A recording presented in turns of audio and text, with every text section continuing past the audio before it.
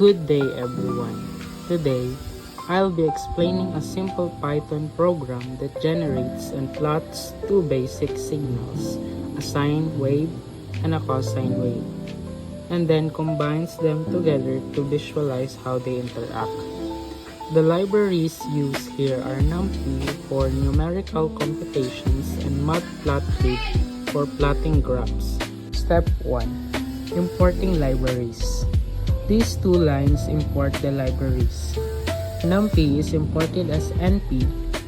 It is used for handling arrays and mathematical operations such as sine and cosine.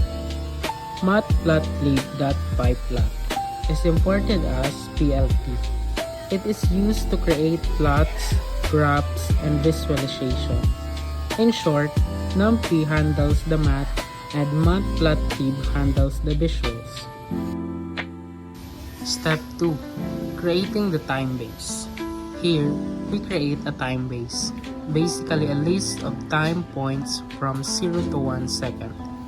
The step size is 0.001 seconds, which means we have 1000 samples per second.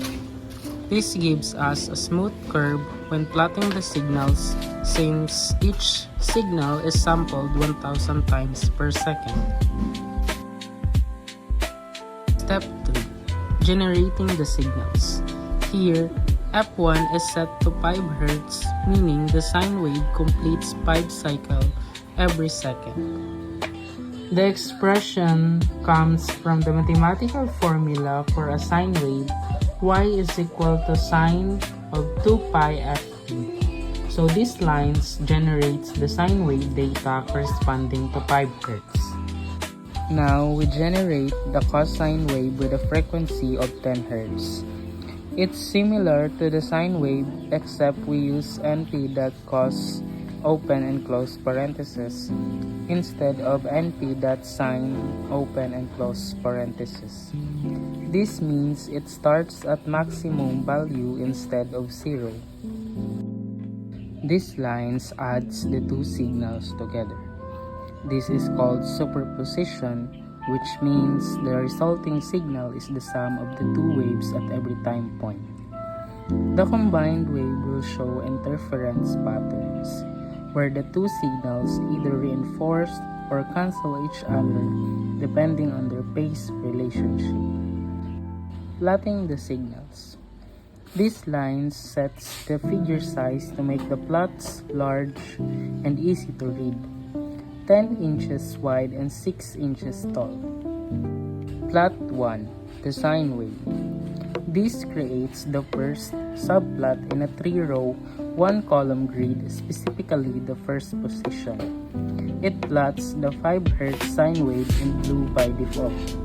The title X label and Y label describe what the graph represents, time on the X-axis and amplitude on the Y-axis. Plot 2. The cosine wave. This creates the second subplot and plots the 10 Hz cosine wave in red. The cosine wave oscillates twice as fast as the sine wave because its frequency is double. Plot 3. The combined wave. The third subplot shows the combined signal in green. This waveform is more complex. It's the result of adding the sine and cosine together. Sometimes the peak of both waves align and create a large amplitude, and sometimes they oppose each other and reduce the amplitude. This demonstrates the principle of wave interference. Final layout and display.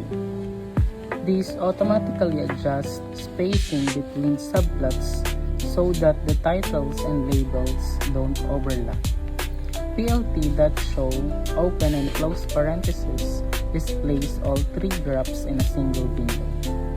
In summary, the first plot shows a 5 Hz sine wave. The second plot shows a 10 Hz cosine wave. The third plot shows their sum, which is a combination of superposition of both.